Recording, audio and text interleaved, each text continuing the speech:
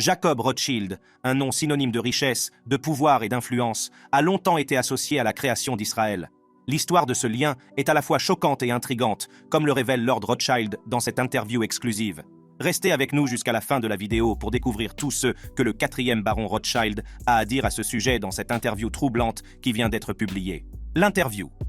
En novembre 1917, le ministre britannique des Affaires étrangères Arthur Balfour a envoyé une lettre au second Lord Rothschild, exprimant le soutien du gouvernement britannique à la création d'un foyer juif en Palestine.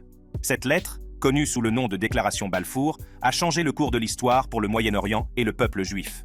La Déclaration Balfour, qui ne compte que 67 mots, est un document qui a changé le cours de l'histoire pour le Moyen-Orient et le peuple juif. Envoyée le 2 novembre 1917 par le ministre britannique des Affaires étrangères Arthur Balfour, elle exprime le soutien du gouvernement britannique à l'établissement d'un foyer juif en Palestine. Mais pourquoi cette déclaration a-t-elle été adressée à la famille Rothschild? Pour comprendre la signification de ce choix, il faut se plonger dans le contexte historique de l'époque. Le mouvement sioniste, qui vise à établir une patrie juive, est avant tout un mouvement d'Europe de l'Est. Cependant, il n'y avait pas de leadership clair ou de figure de proue représentant ce mouvement. Le gouvernement britannique, reconnaissant la nécessité d'une adresse centrale, se tourna vers la famille Rothschild. Les Rothschild étaient une famille importante et influente, connue pour son immense richesse et ses relations. Ils étaient depuis longtemps impliqués dans diverses affaires politiques et financières. On pensait que leur influence et leurs ressources faisaient d'eux les destinataires idéaux d'une telle déclaration. Parmi la famille Rothschild, le 2e Lord Rothschild, Walter Rothschild, a été choisi comme destinataire de la déclaration Balfour. Walter était un personnage excentrique et haut en couleur, passionné par la collection. Il avait rassemblé la plus grande collection de matériel ornithologique de Grande-Bretagne, témoignant ainsi de ses vastes intérêts. Cependant, c'est l'intérêt profond de Walter pour la cause sioniste et son implication dans les premières années de l'établissement des communautés pionnières en Israël qui lui ont valu d'être l'allié naturel du gouvernement britannique dans son soutien à la création d'un foyer juif. L'engagement de Walter dans le mouvement sioniste a fait de lui un allié naturel du gouvernement britannique dans son soutien à la création d'une patrie juive. Néanmoins, il est important de noter que la famille Rothschild n'était pas unie dans son soutien à l'établissement d'un foyer national en Israël. Certains membres, comme James Rothschild, qui était venu de France, pensaient qu'il valait mieux s'assimiler à la vie anglaise et ne soutenaient pas l'idée. Néanmoins, d'autres, comme Dorothy de Rothschild, ont joué un rôle essentiel dans l'avancement de la cause sioniste.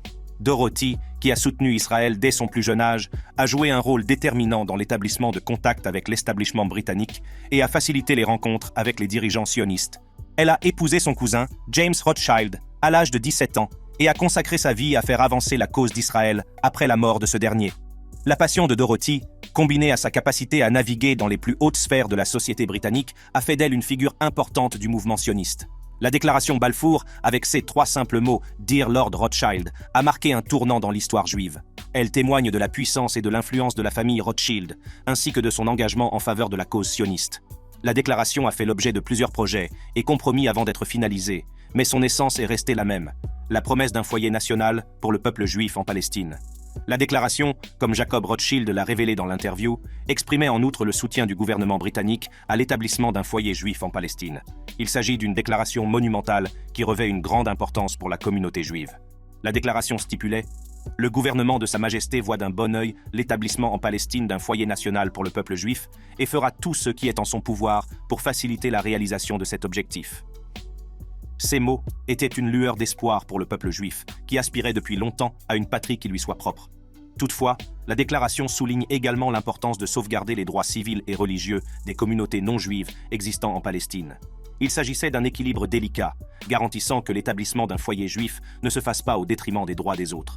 Cet aspect de la déclaration était crucial pour le maintien de la paix et de l'harmonie dans la région.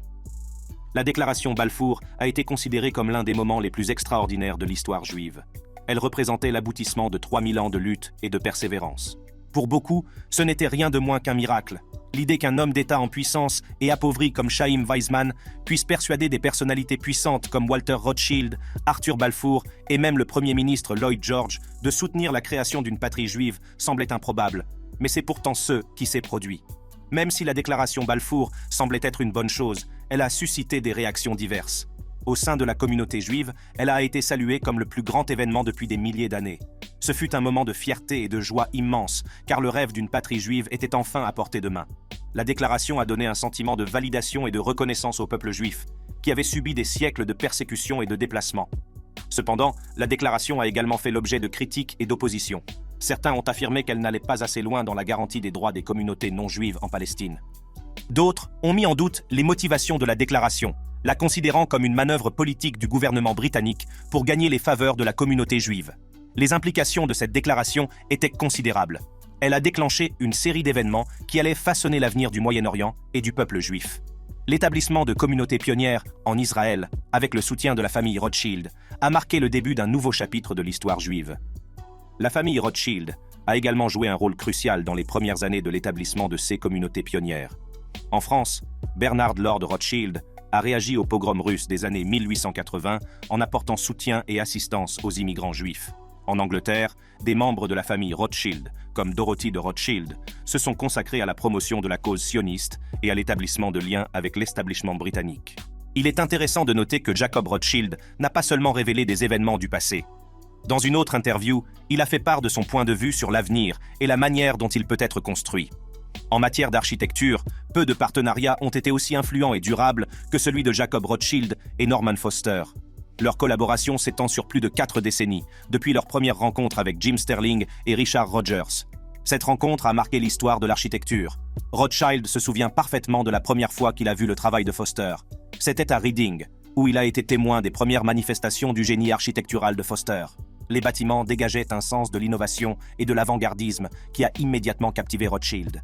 Il était loin de se douter que cette rencontre marquerait le début d'une amitié de toute une vie et d'une vision commune de l'avenir. Mais ce n'est pas seulement le monde de l'art et de la culture que Rothschild et Foster ont marqué de leur empreinte. Leur collaboration s'est étendue à des projets visant à transformer les espaces publics et à améliorer l'expérience urbaine. L'un de ces projets était la piétonisation de Trafalgar Square, un monument historique situé au cœur de Londres. En 1989, Foster a joué un rôle essentiel dans la réalisation de cet ambitieux projet qui visait à créer un espace public dynamique et accessible à tous.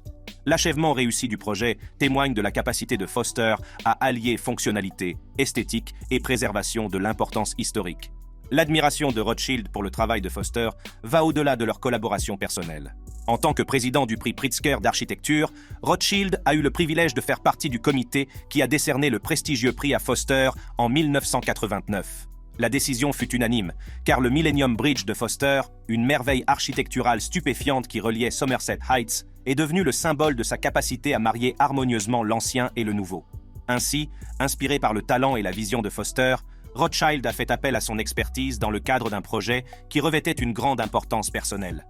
La serre du baron Rothschild, qui était autrefois une oasis tentaculaire remplie d'orchidées exotiques, avait été détruite il y a plusieurs dizaines d'années. La question de savoir ce qu'il fallait faire du site pesait lourdement sur l'esprit de Rothschild. Avec Foster, ils ont imaginé un projet qui explorerait l'avenir de l'agriculture, un sujet d'une grande importance dans un monde en constante évolution. Leur plan consistait à créer une structure moderne sur le site de l'ancienne serre, présentant des pratiques agricoles innovantes et abordant les questions urgentes de la durabilité et de la production alimentaire.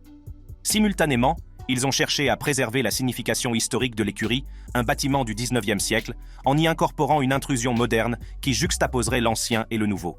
Ce mélange harmonieux de tradition et d'innovation serait la preuve du pouvoir de la créativité architecturale et du potentiel d'un avenir durable. La transformation de la serre du baron Rothschild en un espace visionnaire dédié à l'avenir de l'agriculture est devenue le point central de leur collaboration. La serre, qui s'étendait autrefois sur un hectare rempli d'orchidées vibrantes, avait été perdue au fil du temps, mais son héritage demeurait. Rothschild et Foster y ont vu l'occasion de réimaginer le site et d'aborder les questions urgentes liées à l'agriculture et à la durabilité.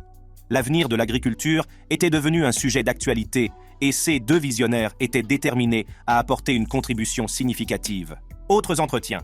Dans le monde enchanteur de l'art et de la collection, peu de noms sont aussi prestigieux que celui de Jacob Rothschild. Mais derrière la grandeur et l'opulence se cache une riche histoire familiale de collectionneurs qui a façonné la propre passion de Lord Rothschild pour les arts. Dans cet entretien exclusif avec Dame Rosaline Saville, qui met en scène Lord Jacob Rothschild, de nombreux secrets concernant la collection d'art de la famille ont été révélés. Tout a commencé avec le père de Lord Rothschild, dont les activités de collectionneur ont pris une tournure peu conventionnelle. Alors que de nombreux collectionneurs recherchent des pièces de monnaie rares ou des artefacts anciens, le père de Lord Rothschild avait une fascination unique pour les téléphones portables. Sa collection comprenait un grand nombre de modèles anciens, illustrant l'évolution de cet appareil omniprésent au fil des ans. Cette exposition précoce au monde de la collection a sans aucun doute laissé une marque indélébile sur le jeune Jacob Rothschild. Mais ce ne sont pas seulement les activités de collectionneur de son père qui ont influencé les penchants artistiques de Lord Rothschild. Sa mère, une femme au goût raffiné, amie des artistes et des écrivains, a favorisé un environnement qui a nourri son appréciation des arts. Grâce à ces relations, Lord Rothschild a été exposé à un monde de créativité et d'imagination, où les artistes et les écrivains se réunissaient pour partager leurs idées et leurs inspirations. En vieillissant, la collection de Lord Rothschild a commencé à prendre forme. Son œil avisé l'a conduit à acquérir un éventail remarquable de peintures, chacune témoignant de son goût raffiné et de sa profonde appréciation de l'expression artistique. Parmi ces biens, les plus précieux figurent des œuvres d'artistes estimés, tels que Victor Shaw Cooper et Suzanne, dont les chefs-d'œuvre ornent les murs de sa galerie privée. Les liens de Lord Rothschild avec le monde de l'art vont au-delà de sa collection. Il a cultivé des relations personnelles avec des artistes qui sont devenus non seulement des collaborateurs, mais aussi des amis très chers. Des artistes comme Jérémy, Diego et Serena ont trouvé en Lord Rothschild un mécène qui comprend et soutient leur vision créative. Grâce à ces relations, Lord Rothschild a pu assister directement au processus artistique et mieux comprendre l'inspiration et le dévouement qui président à la réalisation de chaque chef-d'œuvre. L'histoire de la collection de la famille Rothschild et les liens personnels de Lord Rothschild avec les artistes ont jeté les bases de son propre parcours remarquable dans le monde de l'art. Mais il y a bien plus à découvrir. Lord Rothschild a révélé dans l'interview que sa passion pour les arts allait bien au-delà de sa collection personnelle. Il a été à l'origine de nombreuses initiatives culturelles, laissant une empreinte indélébile sur le paysage artistique. Dans cette section, nous explorons ses rôles essentiels en tant que président de la National Gallery et du Heritage Lottery Fund, ainsi que son dévouement à la restauration et à la gestion de monuments historiques tels que Spencer House et Waddesdon Manor. En tant que président de la prestigieuse National Gallery, Lord Rothschild a joué un rôle crucial dans la préservation et la promotion du patrimoine artistique de la nation. Sous sa direction, la galerie a prospéré, exposant des chefs-d'œuvre qui couvrent des siècles et captivant des publics du monde entier. L'engagement inébranlable de Lord Rothschild en faveur des arts a permis à la National Gallery de rester un phare de l'excellence artistique et un témoignage du pouvoir de la narration visuelle. Mais l'influence de Lord Rothschild s'étend au-delà des murs de la National Gallery. Il s'est également impliqué activement dans le Heritage Lottery Fund, une organisation dédiée à la préservation et à la protection des sites historiques de la nation. Grâce à son leadership et à son soutien, d'innombrables sites patrimoniaux ont été restaurés et revitalisés, permettant ainsi aux générations futures de découvrir la grandeur et la beauté du passé. La Spencer House est l'un des monuments qui a bénéficié de la passion de Lord Rothschild pour la préservation. Cette magnifique demeure du XVIIIe siècle, située au cœur de Londres, a été méticuleusement restaurée sous sa direction. L'attachement de Lord Rothschild à l'exactitude historique et l'attention portée aux détails ont permis à Spencer House de témoigner de l'éclat architectural de son époque. Le manoir de Waddesdon est un autre joyau du portefeuille de propriété historique de Lord Rothschild. Niché dans la campagne pittoresque du Buckinghamshire, ce grand domaine a été restauré avec amour et géré sous l'œil vigilant de Lord Rothschild. Waddesdon Manor possède une remarquable collection de portraits anglais du XVIIIe siècle et de peintures françaises du XVIIIe siècle qui témoignent de l'engagement de Lord Rothschild en faveur de la préservation et du partage des trésors artistiques. La vision de Lord Rothschild va au-delà de la simple restauration. Il a encouragé les conservateurs et les experts à recréer les intérieurs originaux de ces maisons historiques, permettant ainsi aux visiteurs de remonter le temps et de découvrir la splendeur d'époques révolues. Son attachement à l'authenticité et à l'exactitude historique a insufflé une nouvelle vie à ces merveilles architecturales, garantissant que leurs histoires continuent de captiver et d'inspirer. Il va donc sans dire que l'implication de Lord Rothschild dans des initiatives culturelles et son rôle dans la restauration et la gestion de monuments historiques ont consolidé sa réputation de champion des arts et de gardien du patrimoine. La passion de Lord Rothschild pour l'art ne connaît pas de limite, comme en témoigne son implication dans l'acquisition et l'exposition d'œuvres d'art extraordinaires. L'une des pièces les plus intrigantes de la collection de Lord Rothschild est une peinture d'ombre captivante. Cette œuvre d'art extraordinaire joue avec la lumière et l'ombre, créant une illusion qui fascine et défie la perception du spectateur. Son inclusion dans la collection témoigne de l'appréciation de Lord Rothschild pour les formes d'art novatrices et stimulantes. La collection de Lord Rothschild comprend également un ensemble impressionnant de peintures françaises du XVIIIe siècle. Ces œuvres, créées à l'apogée de la période rococo, capturent l'élégance, la grâce et l'opulence de l'époque. Chaque coup de pinceau raconte une histoire, transportant le spectateur dans un monde de grandeur et de sophistication. L'œil avisé de Lord Rothschild a fait en sorte que ces chefs-d'œuvre trouvent une place d'honneur dans sa collection. Au-delà des peintures, Lord Rothschild a également acquis des pièces d'artisanat exceptionnelles. L'un de ces trésors est un service réalisé par les célèbres orfèvres du prince Shum. Cette pièce d'orfèvrerie exquise témoigne de l'art complexe et du souci du détail qui caractérise le travail de ces artisans estimés. L'acquisition de ce remarquable service témoigne de l'appréciation de Lord Rothschild pour l'artisanat d'art. Et puis, il y a Waddesdon Manor. Doté d'un riche patrimoine artistique, il est le lieu d'expositions temporaires qui mettent en valeur différents thèmes et mouvements artistiques. Ces expositions témoignent de l'engagement de Lord Rothschild à favoriser une meilleure compréhension de l'art. Une exposition notable a exploré le savoir-faire des commodes de raisonneurs, mettant en lumière les techniques complexes employées par ces maîtres ébénistes. Ces expositions offrent aux visiteurs une occasion unique d'explorer différentes facettes de l'art et de découvrir les histoires qui se cachent derrière chaque chef-d'œuvre. Tourné vers l'avenir, Lord Rothschild a des projets ambitieux pour une exposition numérique sur le raisonneur. Ce projet novateur vise à faire connaître la collection à un public plus large, en dépassant les limites physiques du domaine. Grâce à une technologie de pointe et à des expériences immersives, les visiteurs pourront s'intéresser au raisonneur d'une toute nouvelle manière et mieux apprécier cette forme d'art remarquable. La vision de Lord Rothschild pour cette exposition numérique reflète son engagement à rendre l'art accessible et pertinent à l'ère numérique. Jacob Rothschild. Jacob Rothschild, 4e baron Rothschild, est né le 29 avril 1936 à Cambridge, en Angleterre. Sa mère, Barbara Judith Rothschild, s'est convertie au judaïsme orthodoxe après avoir épousé son père, Victor Rothschild, 3e baron Rothschild. Dès son plus jeune âge, l'éducation de Jacob a joué un rôle essentiel dans la construction de son avenir. Il a fréquenté le prestigieux Eton College, où il a reçu une éducation complète qui a jeté les bases de sa réussite future. C'est pendant son séjour à Eton que la curiosité intellectuelle et la passion de Jacob pour l'apprentissage ont commencé à s'épanouir. Après avoir terminé ses études à Eton, Jacob a poursuivi ses études supérieures à Christ Church, Oxford. Il s'y concentre sur l'histoire et fait preuve de prouesses académiques exceptionnelles, obtenant finalement un diplôme de première classe. Son dévouement à ses études était évident, et il a bénéficié des conseils du célèbre historien Hugh Trevor Roper, ce qui lui a permis d'approfondir ses connaissances et sa compréhension du sujet. Pendant son séjour à Oxford, la participation de Jacob à des activités extrascolaires a également joué un rôle important dans la formation de son caractère. Il devient membre du Bullingdon Club, un club social exclusif connu pour ses membres privilégiés et ses fêtes extravagantes. Cette association a permis à Jacob de nouer de précieuses relations et de consolider sa place au sein des cercles d'élite de la société britannique. Jacob Rothschild a également noué d'importants liens familiaux dès son plus jeune âge. Il avait des demi-frères et sœurs, Emma Rothschild et Amschel Rothschild, qui partageaient la prestigieuse lignée de sa famille. Ces liens ont non seulement enrichi sa vie personnelle, mais lui ont également fourni un réseau de soutien et d'influence pour ses projets futurs. La vie et l'éducation de Lord Rothschild ont jeté les bases de ses futures réalisations. Son éducation au sein d'une famille qui valorisait l'héritage juif, associée à une formation exceptionnelle au collège d'Eton et à l'université d'Oxford, lui ont permis d'acquérir les connaissances, les compétences et les relations nécessaires pour s'épanouir dans le monde de la finance et de la philanthropie. La carrière de Jacob Rothschild témoigne de son esprit d'entreprise et de sa perspicacité financière. Après avoir terminé ses études, il s'est lancé avec succès dans le monde de la finance, laissant une marque indélébile sur l'industrie.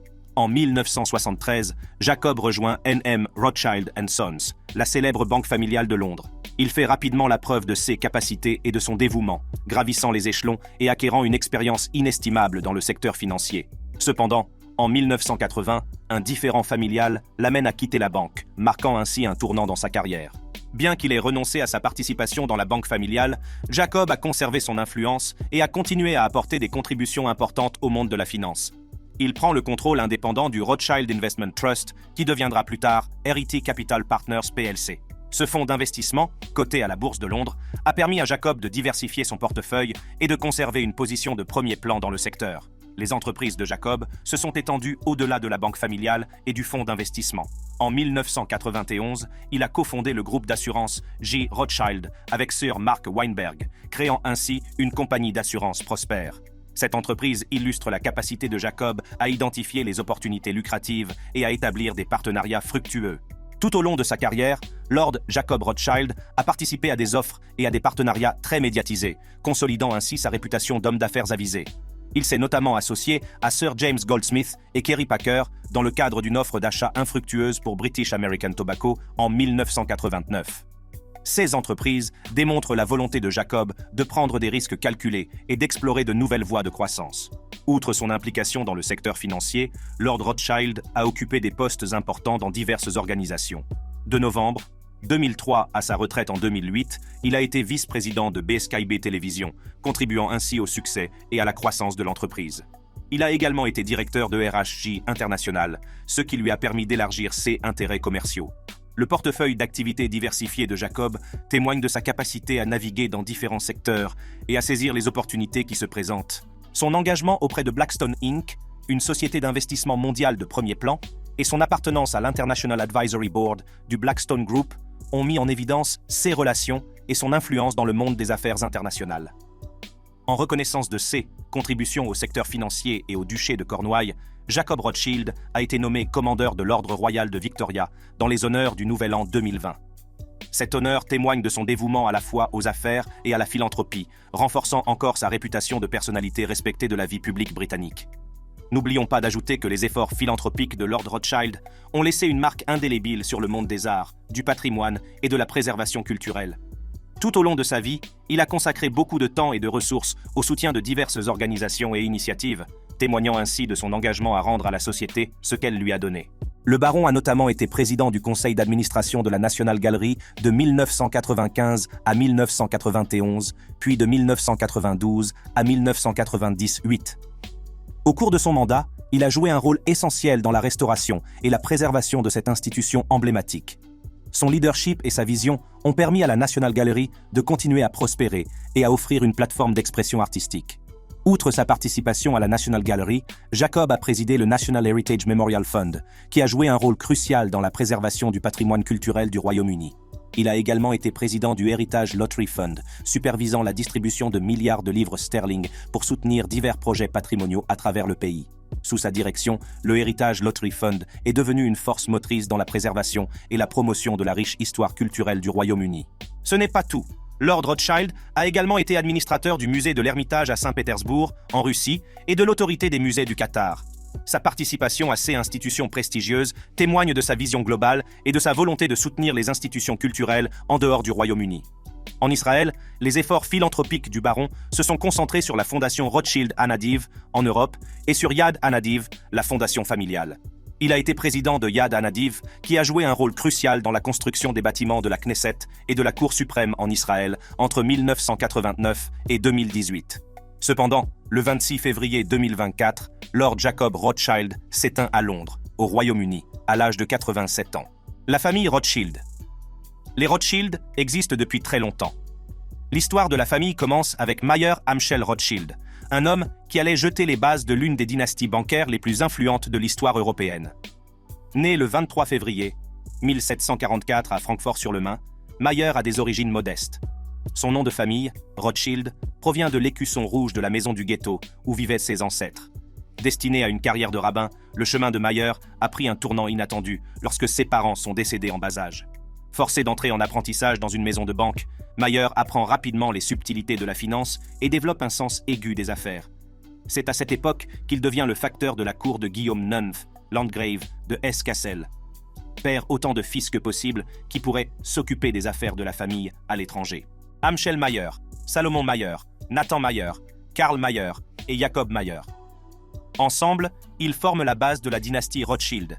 Commençant comme marchands d'articles de luxe et négociants en pièces de monnaie et en effets de commerce, Mayer et ses fils sont rapidement reconnus pour leur sens aigu des finances. Leur réputation s'est accrue de façon exponentielle pendant les guerres révolutionnaires françaises et napoléoniennes de 1792 à 1815.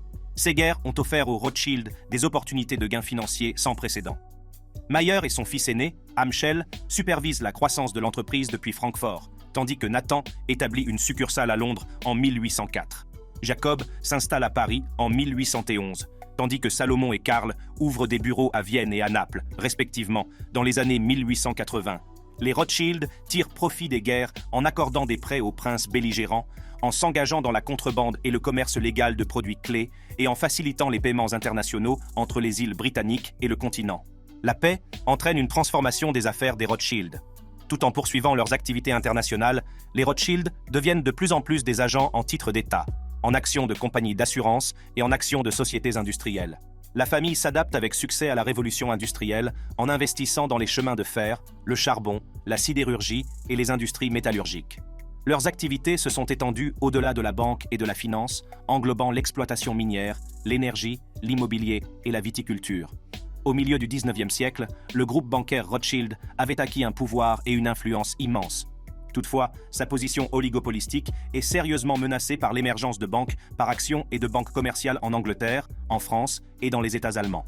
Le dernier quart du siècle a vu le déclin du groupe Rothschild en tant que premier consortium bancaire, d'autres groupes en Europe et aux États-Unis l'ayant dépassé en force et en ambition.